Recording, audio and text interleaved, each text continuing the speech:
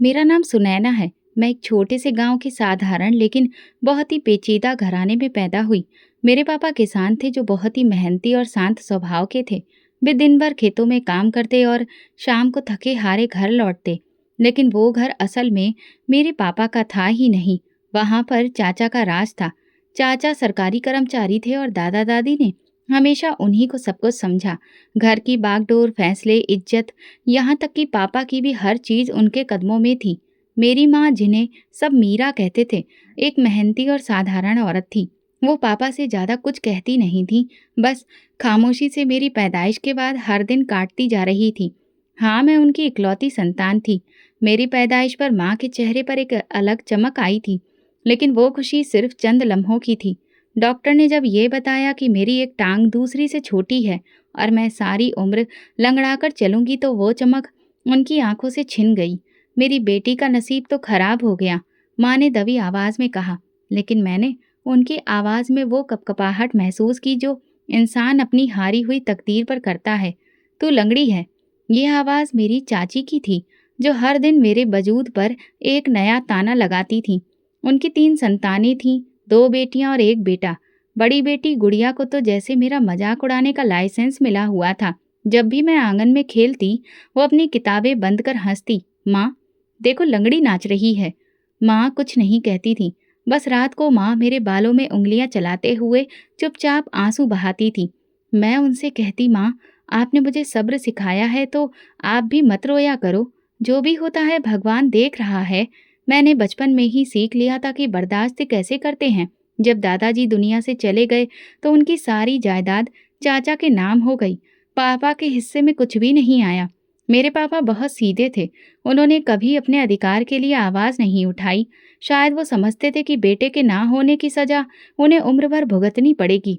और शायद मेरी लाचारी ने भी उनके दिल से ये उम्मीद निकाल दी थी कि अब कुछ बदल सकता है। मेरी चाची का लहजा हर दिन तेज होता गया। अगर कभी मैं माँ के साथ कुछ बनाने बैठ जाती तो वो टोक देती, टूटी चीजें सिर्फ मनुष्यत लाती हैं, अपने कमरे में चली जा। और मैं चुपचाप वापस चली जाती। मेरी दुनिया मेरी किताबें थी। स्कूल में मेरी टीचर मुझे बहुत पसंद करती थी। कहती थी, सुनैना, तुम बहुत होनहार हो, भगवान तुम्हारे साथ है। ये सुनकर मुझे अपने वजूद की थोड़ी अहमियत महसूस होती थी। लेकिन स्कूल से घर आते ही सब कुछ बदल जाता। यहाँ ना तो तारीफ थी न कदर। मैं कभी अपनी चाची के बेटे के जूते ठीक कर रही होती, तो कभी गुड़िया के कपड़े तय कर रही होती। यही काम थे जो मुझे इज्जत नहीं, सिर्फ तरस दिलाते। एक दिन माँ मुझे देखकर कहने लगी, सुनैना, तुम भगवान की बनाई हुई खास रचना हो। उसने तुम्हें हम पर रहम करके दिया है। मैंने उनके हाथ पकड़े। माँ, आप मेरे लिए भगवान का सबसे बड़ा इनाम हो। मैं जानती हूँ जो दुख आज है, कल भगवान उनका हिसाब लगाएगा। लेकिन कभी कभी माँ चुपचाप छत पर जाकर बैठ जाती। मैं माँ से कहती, अगर कोई हमें कमजोर समझता है तो वो भगवान की मर्जी नहीं जानता। माँ मेरे सिर पर हाथ फेर कर मुस्कुरा देती, लेकिन उनकी मुस्कान में इतनी थकान होती कि क्या कहूँ। मैंने बचपन में ही समझ लिया था कि अपनी पहचान की जंग मुझे खुद लड़नी पड़ेगी। रात को जब सब सो जाते, मैं अपने बस्ते से किताबें निकालकर एक कोने में बैठ जाती। रोशनी की हल्की किरण में पढ़ना मेरे लिए उम्मीद का चिराग होता था। मैं सोचती, एक दिन आएगा जब कोई मुझे सिर्फ मेरी टांग से नहीं, मेरे दिल, मेरी अकल और मेरी मेहनत से पहचानेगा। जब मैं 5वीं क्लास में स्कूल के प्रतियोगिता में इनाम जीती तो पहली बार मुझे लगा कि मेरी जिंदगी में कुछ अच्छा भी है। स्कूल के प्रिंसिपल ने सबके सामने मेरे नाम का ऐलान किया और मुझे स्टेज पर बुलाया गया। पूरे स्कूल ने तालियां बजाईं। मैंने अपने बंद दिल में सोचा, शायद अब घरवाले भी मुझे खुशी से अपना मानेंगे। लेकिन जैसे ही मैं घर पहुंची, गुड़िया ने मेरे हाथ से सर्टिफिकेट छीना और जोर से हंसते हुए बोली, इस लंगड़ी को इनाम कैसे मिल गया? लगता है प्रिंसिपल को तरस आ गया होगा। मेरी चाची ने उसकी हाँ में हाँ मिलाते हुए कहा, पढ़ाई से क्या होता है, इसे तो घर में ही रहना है, कोई इसको नौकरी थोड़ी देगा। मेरी माँ ने धीमी आवाज में कहा, बच्ची अगर पढ़ लिख ले तो उसे भी सहारा मिल जाता है। मेरी चाची ने नाक चढ़ाकर जवाब दिया, सहारा? जिसका खुद का पांव ही टेढ़ा हो, उसे कौन सहारा देगा? लोग तो ऐसी लड़कियों को तलाकशुदा आदमियों से भी नहीं ब्याहते। मैं उस वक्त चुप रही। कुछ कहना बेकार था, क्योंकि यहाँ किसी को मेरी काबिलियत की कदर नहीं थी। सिर्फ मेरी मजबूरी दिखती थी। एक दिन मेरी चाची माँ से कहने लगी, अब ज्यादा सोचने का वक्त नहीं है, सुनैना के लिए कोई बंदोबस्त करो। अभी उम्र कम है, शायद कोई विधवा या तलाकशुदा इंसान मिल जाए। बाद में तो ये अपनी दहलीज पर ही बैठी रह जाएगी। माँ ने नजर नीची रखकर कहा, वो भी पढ़ना चाहती है। इस पर मेरी चाची तुरंत बोली, पढ़कर क्या करेगी? लड़की है, पढ़ेगी तो जुबान लड़ाएगी, तुम्हारी तरह चुप नहीं रहेगी। उस दिन मैंने पहली बार अपनी माँ की खामोशी में बेबसी नहीं, डर देखा। वो डरी हुई थी कि अगर मेरी चाची नाराज हो गई तो चाचा घर का खर्चा भी बंद कर देंगे। मेरी चाची ने एक दिन एक रिश्तेदार को बुलाया। उस वक्त मैं रसोई में सब्जी काट रही थी। जब वे लोग आए तो मुझे बुलाया गया, जैसे किसी चीज का मुआयना हो रहा हो। औरत ने मेरी तरफ देखकर कहा, यही है, लाचार है ना? इस पर मेरी चाची ने तुरंत कहा, लेकिन बहुत अच्छी है, शरीफ है, घर के काम जानती है। साथ में बैठे आदमी ने कहा, हमें तो ऐसी बहू चाहिए जो हमारे बेटे का सहारा बने, खुद सहारा मांगने वाली नहीं।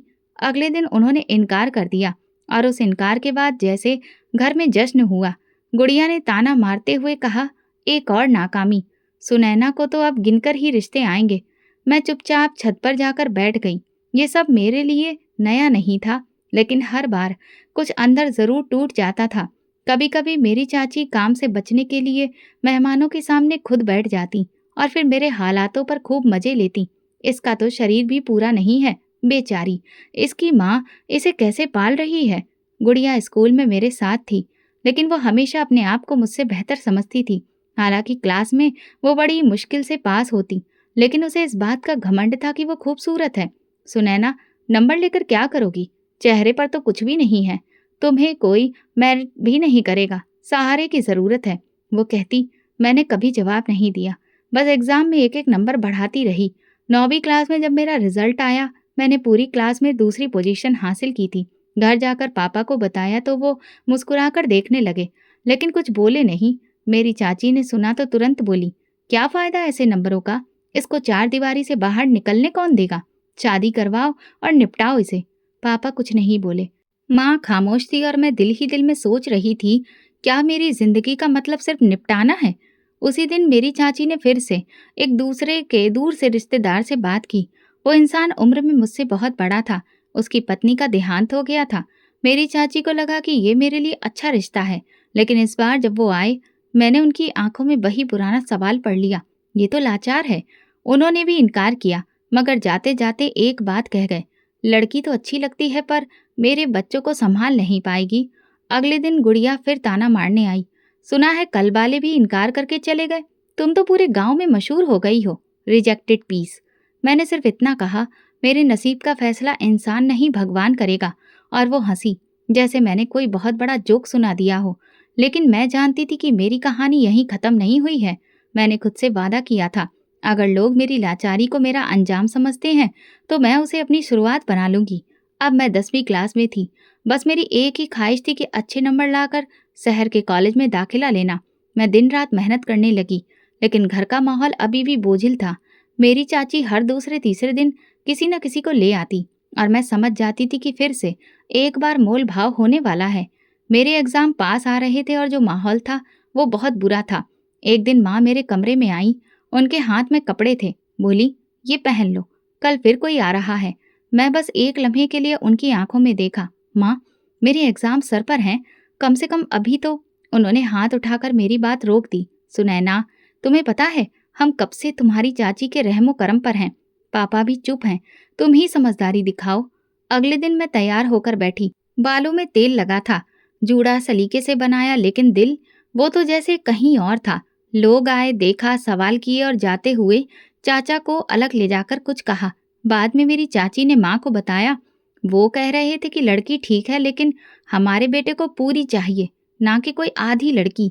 माँ ने मेरे सामने कुछ नहीं कहा, लेकिन रात को मैंने उनके तकिए की भीगी हुई हालत देखी। मैं छत पर गई, आसमान की ओर देखा और इतना कहा, भगवान, मुझे सब मंजूर है, अगर ये मेरे हक में बेहतर नहीं तो फिर ठीक है। ऐसा कई बार हुआ। कुछ लोग ये कहकर इनकार कर देते कि लड़की लाचार है, कुछ कहते घर का माहौल ठीक नहीं, और कुछ यूं ही खामोशी से चले जाते। लेकिन हर बार मेरी पढ़ाई एक कदम पीछे हो जाती। एक दिन मेरी चाची ने साफ साफ कहा, अब इसका स्कूल बंद करवाओ। लड़की को दिन ब दिन पढ़ाने से सिर्फ उसकी जिद बढ़ेगी, नसीब नहीं बदलेगा। माँ ने पापा से बात की, इसे मैट्रिक तक तो पूरी कर लेने दो पढ़ाई। पापा ने सिर झुकाकर कहा, कर ले लेकिन आगे नहीं। मैंने एग्जाम दिए, दिल में दर्द, दिमाग में डर और आंखों में सपना लिए। एग्जाम खत्म हुए, कुछ दिन हो चुके थे, मेरा रिजल्ट सबसे अच्छा आया, लेकिन घर में जैसे किसी को फर्क ही नहीं पड़ा।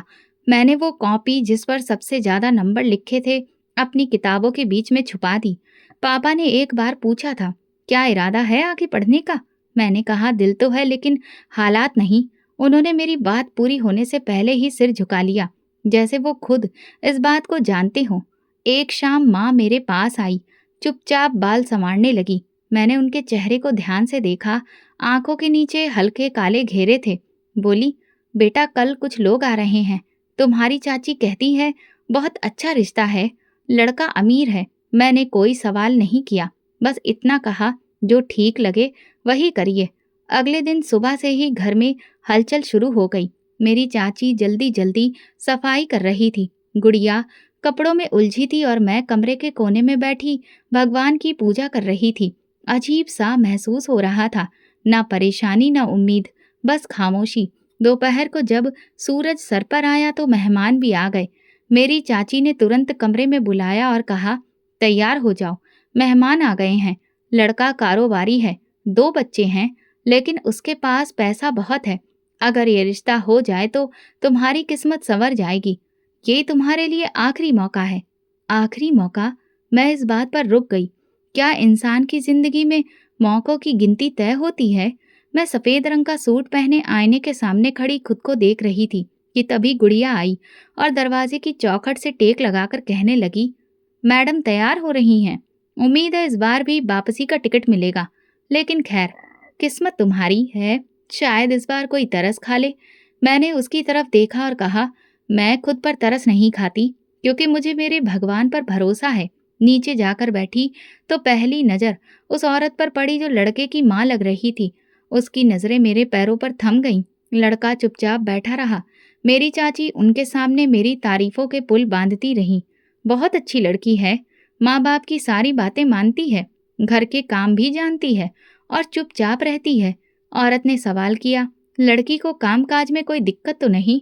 बच्चों को संभाल लेगी? चाची तुरंत बोली, नहीं बिल्कुल नहीं, ये तो सब कुछ सीख चुकी है। मैंने पहली बार बोलने की हिम्मत की, अगर भगवान चाहेगा तो मैं हर रिश्ता निभा सकूंगी। बात पूरी होने के बाद सब उठकर चले गए और शाम को संदेश आया। लड़का भी अपनी पहली पत्नी से तलाक के बाद संभाल नहीं पाया। उसे बच्चों के लिए माँ जैसा प्यार चाहिए। ये लड़की शायद उनके लिए बेहतर नहीं हो। मेरी चाची ने दरवाज़ा बंद करते हुए कहा, यही होता है जब लड़की में कमी होती है, अमीर लोग हर चीज़ देखते हैं। मैंने कोई जवाब नहीं दिया। मैं छत पर चली गई। नीचे से आई आवाज़ में अब शोर नहीं था, बस एक खामोशी थी। अगले दिन गुड़िया ने नाश्ता करते हुए अपनी माँ से कहा, अब सुनैना के लिए तो शहर के बाहर का ही कोई रिश्ता ढूंढना पड़ेगा। यहाँ के लोग तो उसे जान चुके हैं। उन्होंने सर हिलाया। अब देखना होगा कहाँ से कोई तैयार होता है, और अगर ऐसा नहीं हुआ तो बस फिर किसी आश्रम में बिठा दो, अपनी उम्र वही गुजार देगी। मैं बर्तन मांजते हुए खुद से बोली, मेरे भगवान ने जो मेरे लिए लिखा है वो मेरे पास आएगा, ना एक दिन पहले ना एक दिन बाद। उसी दिन से मैंने ये तय कर लिया था कि मैं ना खुद को रोकूंगी ना किसी के तानों को दिल में बिठाऊंगी। मेरे रास्ते कठिन जरूर हैं, लेकिन वही रास्ते मंजिलों की पहचान करवाते हैं। कुछ दिन बाद जब मैं पुरानी किताबें साफ कर रही थी, उसमें एक विचार लिखा था, भगवान अगर नसीब में कोई दुख देता है तो उसे बर्दाश्त करने की ताकत भी देता है, और अगर वो आपको खुशी दे तो उसका शुक्रिया अदा करने की भी हिम्मत रखिए। मैंने वो बात अपनी कॉपी के पहले पन्ने पर लिख दी। शायद यही बात मेरी जिंदगी की सच्चाई बनने वाली थी। मेरी चाची अब मेरे मामलों में खामोश हो चुकी थी, जैसे हर दरवाजे पर नाम न मिलने के बाद उनके पास कहने को कुछ बचा नहीं था। लेकिन घर में एक और कहानी खामोशी से चल रही थी, जिसका मुझे तब पता चला जब मैं एक दिन पानी लेने किचन की तरफ गई। किचन के बगल में बने कमरे से गुड़िया की आवाज़ आ रही थी। वो फोन पर बात कर रही थी। मैं रुक गई। रजत, तुम्हें अंदाजा भी है कि मैं तुम्हारे बिना नहीं रह सकती? तुम कब अपनी माँ को भेजोगे? उसकी आवाज़ में घबराहट थी। मैंने माँ को मना लिया है। अब सिर्फ तुम्हारी तरफ से कदम उठाना बाकी है। मैं चुपचाप वापस पलट गई। एक पल को हैरान हुई कि जो लड़की दूसरों के रिश्तों का मजाक उड़ाती थी, वो खुद किसी मोहब्बत में गिरफ्तार हो चुकी है, और इतनी गहराई से कि माँ तक को मनाने में कामयाब हो गई है। 2 दिन बाद मेरी माँ ने बताया, गुड़िया का रिश्ता आया है। लड़का यूनिवर्सिटी में पढ़ता है। उसकी क्लासमेट है जिसका नाम रजत है। इससे मेरी चाची बहुत खुश थी। लड़का बहुत स्मार्ट है। उसकी माँ भी बहुत अच्छी औरत है। चाची ने माँ को बताया, बस लड़की की पर्सनैलिटी इतनी अच्छी है कि कोई भी उसे बहुत अमीर समझेगा। गुड़िया ने खुद कहा है कि उसके पास बहुत पैसा है, गाड़ी है, महंगे कपड़े हैं, ब्रांडेड जूते, सब कुछ है उसके पास। कुछ दिन बाद रजत अपनी माँ के साथ आया। मैं पर्दे के पीछे से उसे देख रही थी। साधारण से कपड़ों में था, लेकिन उसके अंदाज में गरिमा और तमीज थी। माँ भी उसकी नरम लग रही थी। मेरी चाची और गुड़िया दोनों अपनी तारीफें कर रही थी। गुड़िया ना सिर्फ खूबसूरत है बल्कि घर के काम काज में भी माहिर है। मेरी चाची ने बड़े गर्व से कहा। रजत की माँ ने मुस्कुराकर सिर हिलाया। हमें गुड़िया पसंद है। रजत ने भी यही कहा था। बात कुछ आगे बढ़ी तो मेरी चाची ने एक दिन पापा और चाचा को बिठाकर कहा, सुनैना के लिए कुछ नहीं हुआ, लेकिन गुड़िया का नसीब अच्छा है। हम चाहते हैं कि जल्दी शादी कर दें ताकि सब कुछ अच्छे तरीके से हो जाए। दोनों ने खामोशी से उनकी बात सुन ली। चाचा तो वैसे भी चाची के कहे अनुसार ही चलते थे। वो दिन कहती तो दिन होता, रात कहती तो रात।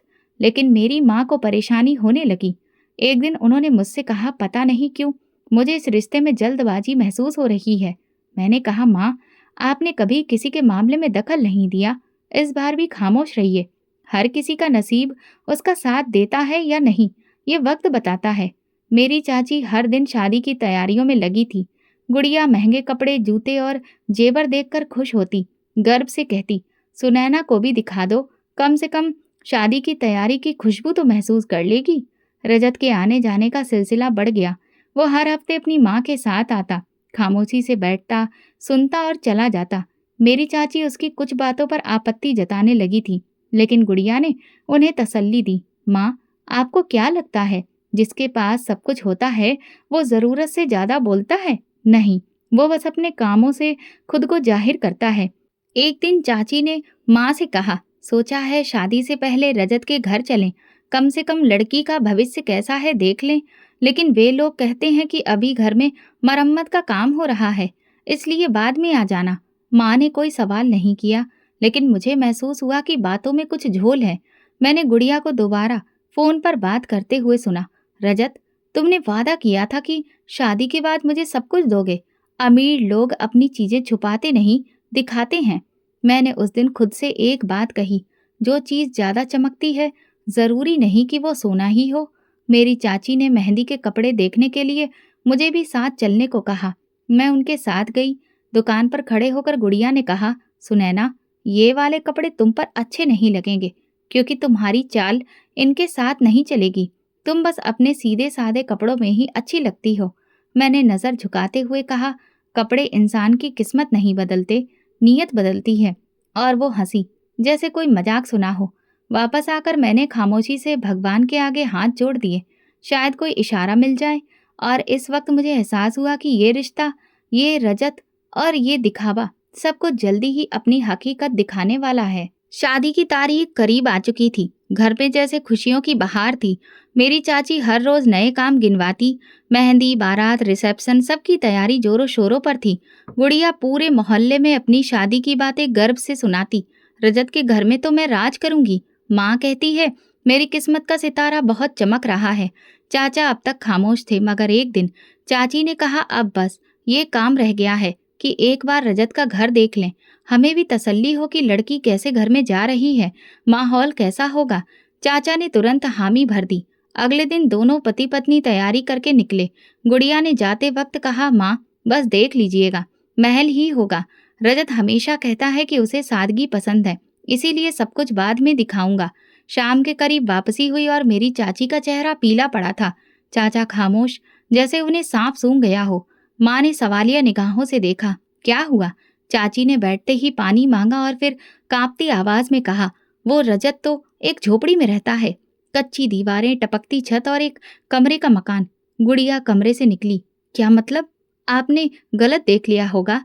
मेरी चाची ने गुस्से से कहा, मैं अंधी नहीं हूँ। तुमने हमें धोखा दिया है। तुमने कहा था वो बहुत अमीर है। उनके पास तो अपनी गाड़ी भी नहीं है। गुड़िया भागकर कमरे में गई और फिर कॉल करने लगी। मोबाइल बंद था। इधर चाची बड़बड़ाती रही। हमने अपनी बेटी को उन्हें क्या समझकर देने का फैसला किया था। वो तो खुद ही मोहताज हैं। अगले दिन शादी थी, लेकिन रजत की तरफ से कोई जवाब नहीं आया। न फोन, ना कोई मेहमान। माँ परेशान थी। मेरे चाचा और चाची बहुत फिक्रमंद थे। वे लोग गुड़िया पर गुस्सा निकाल रहे थे।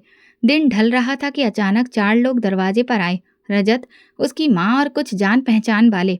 साथ में छोटा सा बैंड भी था और शादी कराने वाले पंडित जी भी। मेरी चाची ने कमर पर हाथ रखकर कहा, ये कैसा मजाक है? हमने तुम्हें क्या समझा और तुम क्या निकले? तुम तो मजाक बनाकर आ गए हो। रजत ने सर झुका लिया। मैं जैसा हूँ वैसा ही आया हूँ। गुड़िया, जो कि अब तक तैयार भी नहीं हुई थी, बाहर आई। उसने रजत को देखते ही कहा, तुम सब कुछ झूठ बोलते रहे। तुम एक झोपड़ी में रहते हो। तुमने हमें धोखा दिया। मैं तो तुम्हें अमीर समझकर शादी करने को तैयार हुई थी। रजत खामोश खड़ा रहा। गुड़िया चिल्लाने लगी, मैं तुम जैसे भिखारी के साथ शादी नहीं कर सकती। वापस चले जाओ अपनी बारात लेकर। रजत की माँ ने हाथ जोड़कर कहा, बेटी, बारात वापस नहीं जाती। हमारे परिवार में ये परंपरा नहीं है। ये हमारी इज्जत का सवाल है। मेरी चाची ने मुंह मोड़ लिया। हमारी बेटी ऐसे हालात वालों को बिल्कुल नहीं देंगे। खामोशी के बीच गुड़िया ने एक जहरीली बात कही, एक काम कर सकते हो। अगर शादी करनी ही है तो इस लंगड़ी सुनैना से कर लो।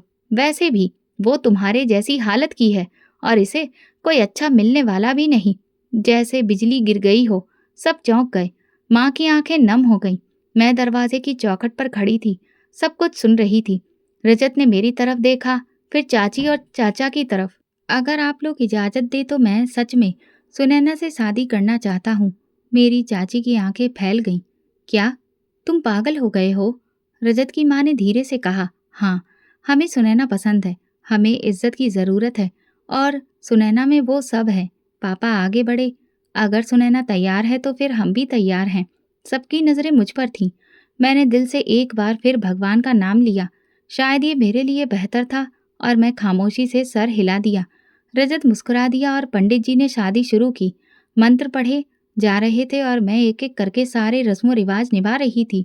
उस लम्हे मुझे महसूस हुआ कि मेरे लिए जो रिश्ते आए उन सबका इनकार, हर ताना और हर आंसू मुझे यहाँ तक लाने का जरिया थे। शादी के बाद मेरे पापा ने मेरे सिर पर हाथ रखा।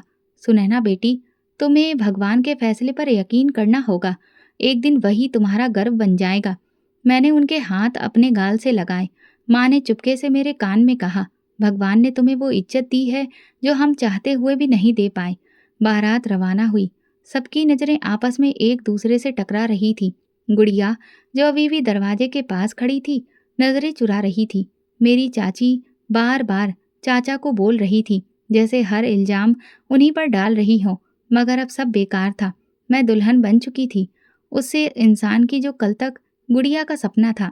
गाड़ी में बैठकर मैंने आखिरी बार अपने पुराने घर की तरफ देखा। ना आंसू थे, ना पछतावा, बस एक सुकून था। खामोश सा सुकून जो दिल में उतरता है। रास्ते में रजत ने खामोशी तोड़ी। आपने मुझ पर भरोसा किया, इसके लिए थैंक यू।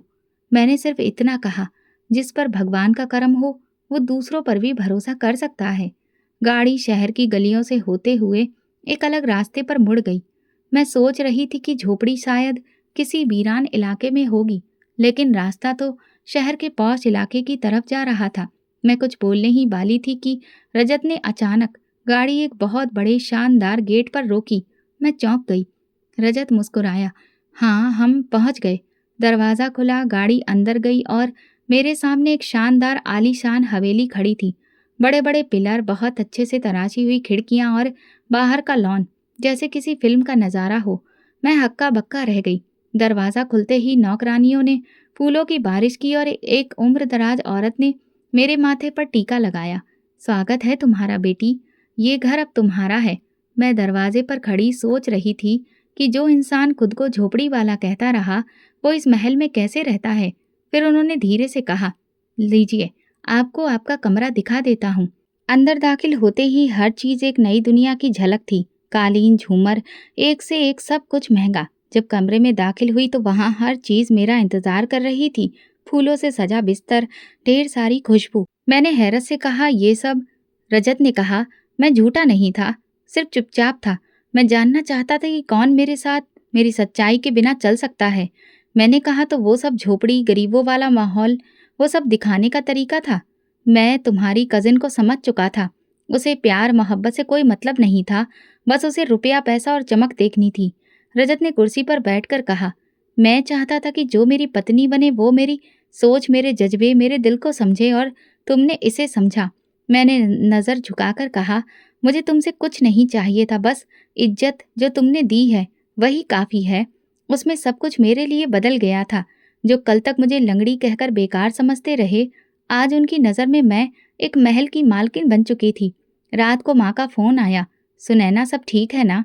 मैंने जवाब दिया, माँ, भगवान ने जो सोचा था वो हमारी सोच से भी ज़्यादा बेहतर निकला। मैं ठीक नहीं, बहुत अच्छी हूँ। अगली सुबह नाश्ते की मेज पर रजत ने कहा, आज घर वालों को दावत दी है, खास तौर पर तुम्हारी चाची और गुड़िया को। वे आएंगे तो खुद देखेंगे कि सच्चाई क्या है। मैंने कुछ देर सोचा, फिर कहा, ठीक है, शायद यही वक्त है कि सब सच्चाई पता चल जाए। दिन भर मैं तैयार होती रही। नौकरानियां मेरे आगे पीछे घूम रही थीं। बहुत अच्छे पकवान तैयार हो रहे थे। शाम को दरवाज़ा खुला और मेरी चाची, चाचा, गुड़िया और कुछ रिश्तेदार अंदर आए। मेरी चाची का चेहरा देखने लायक था। उनकी आंखें महल की दीवारों को निहार रही थीं। गुड़िया तो जैसे पत्थर बन गई थी। उसने दरवाजे पर कदम रखते ही कहा, ये तो झोपड़ी थी, तुमने हमें धोखा दिया। रजत ने कहा, नहीं, सच्चाई देखने के लिए धोखा नहीं दिया, बस तरीका बदला था। सब खामोश थे। मैंने पहली बार गुड़िया की तरफ देखा, वो नजरें चुरा रही थी। मैंने कहा, तुमने कहा था मेरे जैसी लंगड़ी को यही मिलना चाहिए। तुम ठीक कहती थी, क्योंकि मैंने कभी किसी को दिखावा नहीं किया, ना ही किसी से झूठ बोला। मेरे चाचा कुछ कहने वाले थे कि चाची ने उनका हाथ पकड़कर रोक दिया। रजत ने सबको खाने की दावत दी और मैं आज अपने नए मुकाम पर खड़ी थी। इतना सोच रही थी कि ये किस्मत का बदलाव नहीं, भगवान का इंसाफ है जो वक्त पर और बेहतर सूरत में सामने आया है। उसी रात सब मेहमान चले गए तो घर में ही खामोशी थी। रजत खिड़की के पास खड़े होकर बाहर की रोशनी देख रहे थे और मैं चुपचाप उन्हें देख रही थी। दिन भर के हंगामे के बाद पहली बार हम अकेले थे। मैंने धीरे से कहा, जो कुछ हुआ वो सब सपने जैसा लगता है। रजत ने मुस्कुराकर मेरी तरफ देखा, लेकिन ये सपना नहीं, हकीकत है। बस कुछ वक्त पहले जो तुमने देखा वो मेरी ज़रूरत से ज़्यादा सच्चाई थी, जो मैंने छुपाई। मैंने नज़रें उसकी आंखों में गड़ा दी। झोपड़ी में रहने का दिखावा क्यों किया? वो कुर्सी पर बैठ गया। उसका जवाब तुम्हारे सवाल से बड़ा है। मैं खामोशी से उसके सामने बैठ गई। उसने कहना शुरू किया, जिस दिन मैं तुम्हारे घर पहली बार आया वो दिन मेरी जिंदगी का बेहतरीन लम्हा था। गुड़िया के व्यवहार ने मेरे अंदर एक उलझन पैदा कर दी थी। उसी दिन तुम दरवाजे के पीछे छुपी खड़ी थी और गुड़िया सबके सामने तुम्हें लंगड़ी कहकर पुकार रही थी। मैं हैरान था कि वो किसी इंसान को इस तरह बेइज्जती का निशाना कैसे बना सकती है। मैंने कहा, वो तो बरसों से ऐसे ही करती है, मेरे लिए कोई नई बात नहीं थी। रजत ने मेरी बात पर सिर हिलाया, लेकिन मेरे लिए तो नई थी। मैंने सोचा, जो इंसान दूसरे इंसान की इज्जत नहीं कर सकता वो कभी रिश्ता नहीं निभा सकता, फिर वो चाहे कितना भी खूबसूरत क्यों ना हो। उसी दिन मैंने फैसला किया कि गुड़िया से कोई वादा नहीं करूंगा, लेकिन मैंने ये तय किया कि अगर मैं इनकार करूं तो उसे झूठा लगेगा। इसलिए मैंने उसे अपनी सादगी दिखाई। मैं चाहता था कि अगर उसके प्यार में सच्चाई है तो वो किसी भी हाल में मेरा साथ देगी, और वरना वो खुद ब खुद पीछे हट जाएगी और फिर मुझे कामयाबी मिलेगी। मैंने पूछा, लेकिन आपने मेरे साथ शादी क्यों की? सिर्फ गुड़िया से बदला लेने के लिए? रजत ने इनकार किया, नहीं, बिल्कुल नहीं। तुम्हारे साथ शादी मेरा फैसला नहीं, मेरी खुशकिस्मती थी। मैं तुम्हें पहली बार देखकर ही समझ गया था कि तुम किसी और के जैसी नहीं हो। तुम्हारी खामोशी में ताकत है, तुम्हारा सब्र तुम्हारी खूबसूरती से कहीं ज्यादा कीमती है। मैंने कहा, मैं तो खुद को कभी खास समझती नहीं थी। उन्होंने कहा, लेकिन मैं तो समझता था। मैं जानता था कि तुम वही इंसान हो जिसके साथ जिंदगी बिताई जा सकती है, इज्जत और सुकून के साथ। मैंने कहा, आपकी माँ ने कोई ऐतराज नहीं किया। शुरू में उन्हें हिचक थी। उन्होंने कहा, लेकिन जब मैंने सच बताया कि तुम मेरी पसंद हो, इसलिए नहीं कि तुम गुड़िया की कजिन हो, बल्कि इसलिए कि तुम एक अच्छी इंसान हो, तो वो निश्चिंत हो गईं। मैंने कहा, ये सब सुनकर ऐसा लगता है जैसे मेरी हर परीक्षा, हर आंसू किसी न किसी मकसद के तहत थे। बिल्कुल था, रजत ने कहा। हर दुख जो तुमने सहा, उसने तुम्हें वो बनाया है जो तुम आज हो, और यही तुम्हारी सबसे बड़ी कामयाबी है। मैंने पूछा, और तुमने ये सब गुड़िया को क्यों नहीं बताया? क्योंकि अगर मैं बता देता तो वो खुद को बेचारी साबित करती और लोगों को लगता कि मैं उसके साथ धोखा कर रहा हूँ। मैं चाहता था कि वो खुद अपनी गलती को पहचाने। वक्त के साथ उसे एहसास हो जाएगा कि इंसानियत क्या होती है। मैंने सोचा, कितना अजीब है ना, जो लोग दूसरों को बेकार समझते हैं वो अक्सर अपने गुरूर के बोझ तले दब जाते हैं, और जो खुद को कमतर समझते हैं उनके लिए भगवान बेहतर फैसला करता है। रजत ने मेरी तरफ हाथ बढ़ाया। ये जिंदगी हम दोनों की है। सच्चाई, इज्जत और मोहब्बत के साथ हम आगे बढ़ेंगे। मैंने उनका हाथ पकड़ा और दिल में कहा, भगवान, तुमने मुझे इज्जत दी है, अब मुझे बस इसकी हिफाजत करने की हिम्मत देना। अगली सुबह नाश्ते की मेज पर रजत ने अखबार एक तरफ रखकर कहा, क्या तुम चाहोगी कि हम गुड़िया को यहाँ एक दिन बुलाएं? मैंने कहा, अगर तुम्हारा दिल साफ है तो बुला लो। शायद वक्त ही किसी को आईना दिखा सकता है।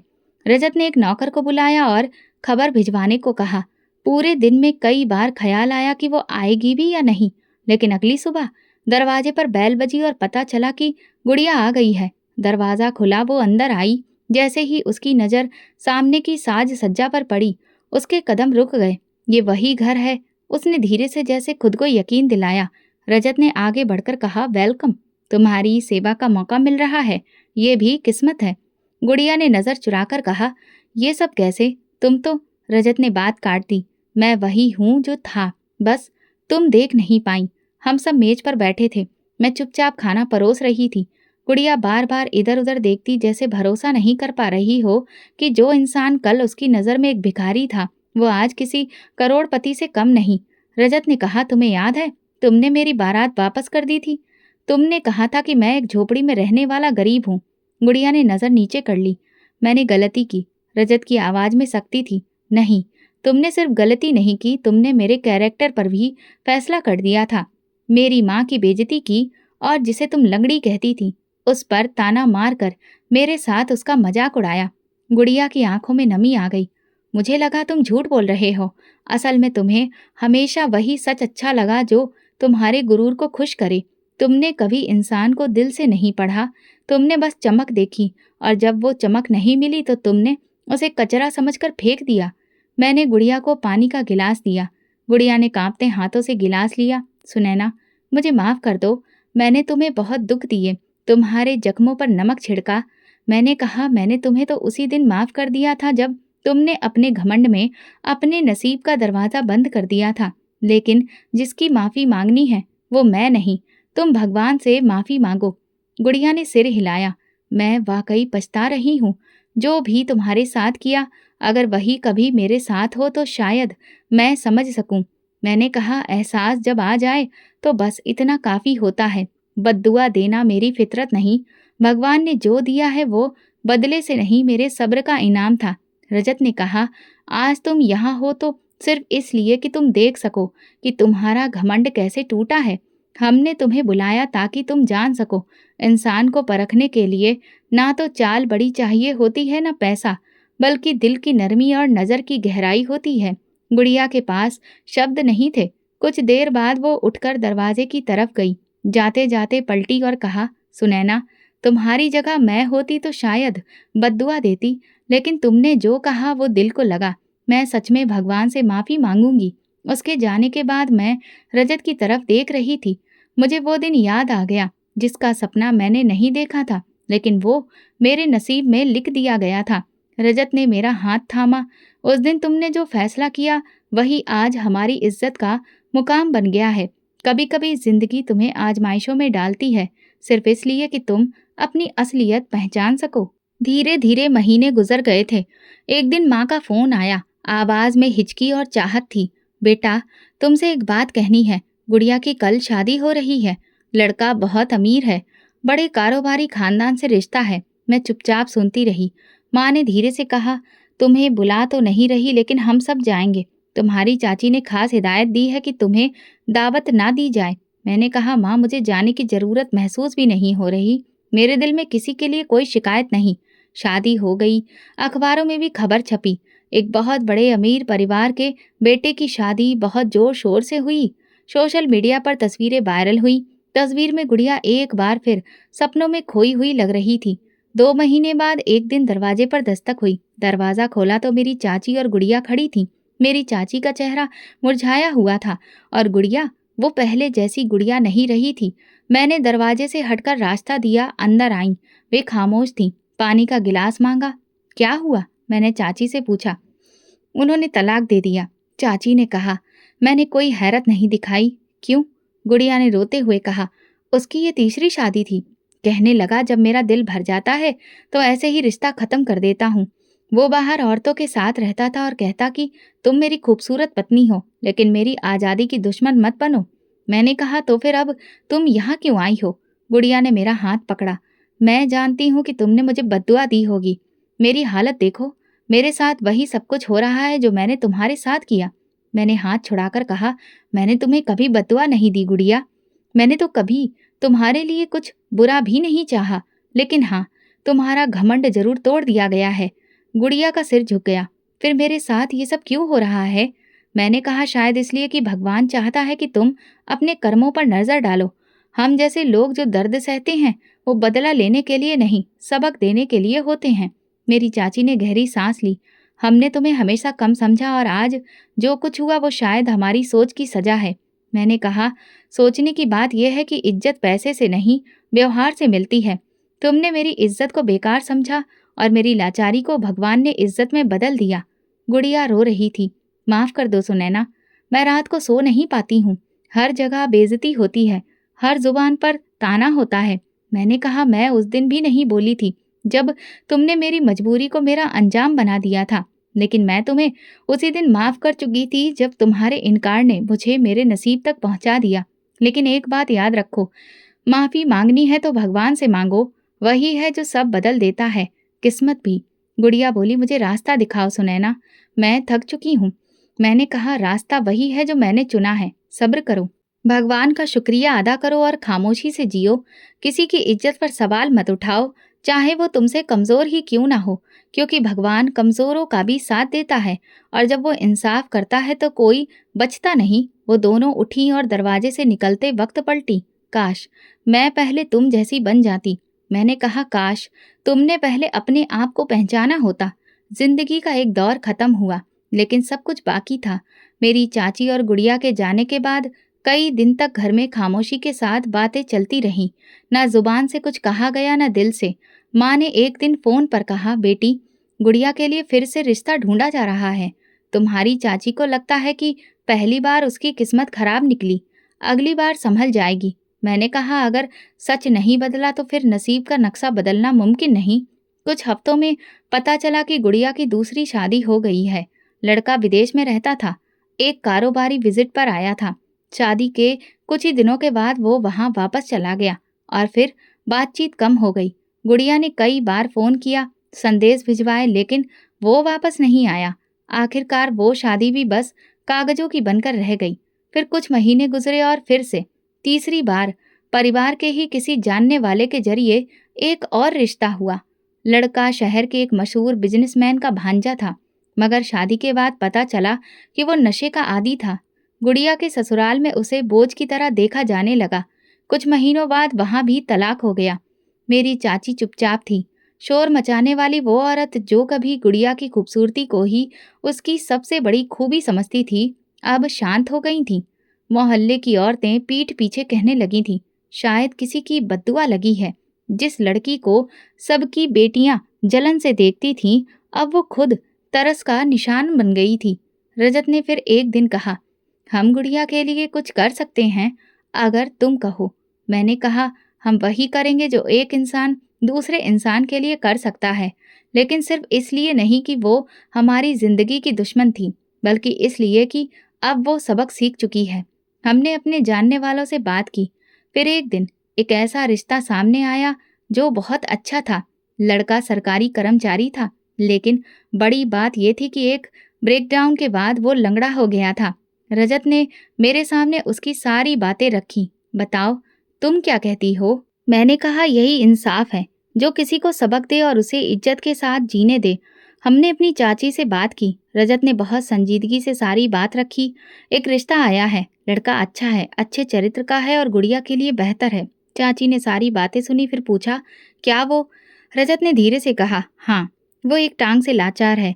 कमरे में कुछ पल खामोशी छा गई। फिर मेरी चाची ने सर झुकाकर कहा, अगर वो गुड़िया को इज्जत दे सकता है तो हमें और कुछ नहीं चाहिए। रिश्ता तय हुआ। इस बार न कोई शोर, न लंबी तैयारी, बस एक साधारण सी शादी। गुड़िया लाल लहंगे में थी, लेकिन उसके चेहरे पर वो गर्व नहीं था जो पहले हुआ करता था, बल्कि एक नमी और गंभीर सुकून था। मैं उसकी विदाई के वक्त पास गई। गुड़िया ने मेरी तरफ देखा और धीरे से कहा, सुनैना, मैं डरी हुई थी कि अगर ये रिश्ता भी नहीं चला तो मैं टूट जाऊंगी। मैंने उसका हाथ पकड़ा। जो दिल से रिश्ता निभाता है वो कमियों को नहीं देखता। तुमने सब कुछ खोकर सीखा है, अब तुम्हें वो मिलेगा जिसकी तुम्हें हमेशा जरूरत थी, इज्जत। उसका पति समीर एक साधारण मिजाज का इंसान था। वो कम बोलता था, ज्यादा सुनता था। मैंने पहली बार देखा कि गुड़िया किसी की बात सुनकर सिर हिलाती है, बिना कोई बहस के, बिना किसी तकरार के। कुछ महीने बाद गुड़िया मेरे घर आई। अब वो हर वक्त शांत थी। सुनैना, तुमने सच कहा था, बद्दुआ देने की जरूरत नहीं होती, भगवान खुद इंसाफ करता है। मुझे अब एहसास है कि जिसे मैं लंगड़ा कहती थी वो कोई कमी नहीं, एक परीक्षा है, और जो परीक्षा में सब्र करे वही असल में इंसान कहलाने लायक है। मैंने मुस्कुराकर कहा, अब तुम्हारा पति तुम्हारी नजरों में लाचार नहीं होगा। उसने आंखों में नमी लिए जवाब दिया, नहीं, वो मेरे लिए वही है जो तुम्हारे लिए रजत था, तुम्हारे नसीब का इंसाफ। उसी दिन मुझे यकीन हो गया कि सब कुछ सबक ऐसे होते हैं जो शब्द नहीं, वक्त सिखाता है, और जब वो सबक जिंदगी में उतर जाएं तो इंसान का पूरा किरदार बदल जाता है। भगवान का इंसाफ खामोशी से होता है, लेकिन जब वो इंसाफ करता है तो सब कुछ बराबर कर देता है। जिंदगी की एक धारा पूरी हो चुकी थी। जो कहानी बरसों पहले मेरे पहले कदम से शुरू हुई थी, आज वही कहानी एक मुकाम पर आकर रुक गई। लेकिन रुकने का मतलब कभी अंत नहीं होता, कभी कभी ठहराव भी एक नई शुरुआत होती है। रजत आज भी सुबह सवेरे ऑफिस के लिए निकलते हैं और शाम को लौटते हैं। मेरे साथ चाय पीने का वक्त निकालते हैं। हम अक्सर घर के लॉन में बैठकर पुराने दिनों को याद करते हैं। एक दिन रजत ने पूछा, सुनैना, अगर तुम्हें वो सब कुछ दोबारा झेलना पड़े तो क्या तुम हिम्मत कर सकोगी? मैंने बिना सोचे जवाब दिया, अगर आखिर में तुम्हारे जैसा साथी मिले तो हाँ, हर बार। आज जब मैं आईने में खुद को देखती हूँ तो वो सुनैना नहीं दिखती जो गांव के कच्चे आंगन में चाची की आवाज से डर जाती थी। आज जो औरत सामने दिखती है, उसने हर ठोकर, हर जख्म, हर इनकार को अपनाया है और फिर भी खुद को संजोकर रखा है। फिर एक दिन गुड़िया समीर के साथ हमारे घर मिलने आई। मैंने कहा, तुम तो बहुत बदल गई हो और यही तुम्हारी सबसे बड़ी जीत है। उसने कहा, मुझे भगवान के फैसले पर शक नहीं होता। जो दुख तुम्हें मिले वही मेरे नसीब में लिखे गए, ताकि मैं वो बन सकूं जो कभी तुम्हें ताना देकर खुद को ऊंचा समझती थी। मैंने कहा, जो खुद को बहुत बुलंद समझता है भगवान उसे झुकाना जानता है, और जो खुद को कमजोर मान ले भगवान उसका हाथ थाम लेता है।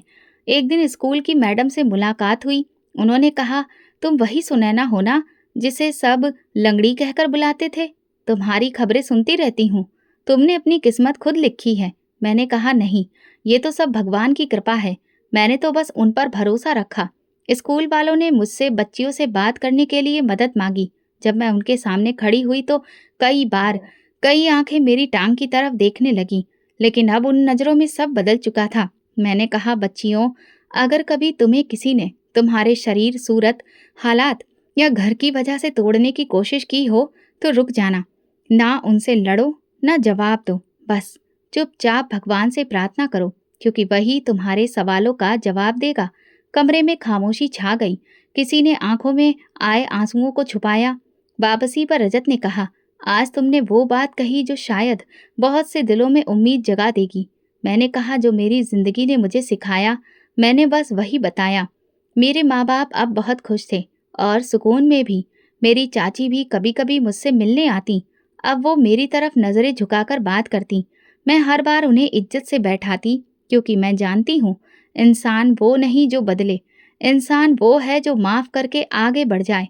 आज अगर कोई मुझसे मेरी कहानी पूछता है तो मैं बस इतना कहती हूँ, सब्र करो और बाकी सब भगवान पर छोड़ दो। मैं वो लड़की हूँ जिसे कभी लंगड़ी कहा जाता था, आज मेरे कदमों के नीचे ज़मीन है और सिर पर भगवान का आशीर्वाद। इस कहानी से हमें सबक मिलता है कि सब्र, शुक्र और सच्चाई इंसान को वहाँ पहुँचा देती है जहाँ गुरूर, दौलत और खूबसूरती भी नहीं पहुँचा सकती। भगवान के फैसले भले देर से आते हों, मगर हमेशा बेहतर होते हैं। तो दोस्तों, अगर आपको हमारी कहानी पसंद आई हो तो कमेंट करके ज़रूर बताएं। वीडियो को लाइक करें और ज़्यादा से ज़्यादा शेयर करें। अगर आप चैनल पर नए हैं तो सब्सक्राइब ज़रूर करें और नोटिफिकेशन बेल दबाएं ताकि अगली अपडेट सबसे पहले आपको मिले। धन्यवाद।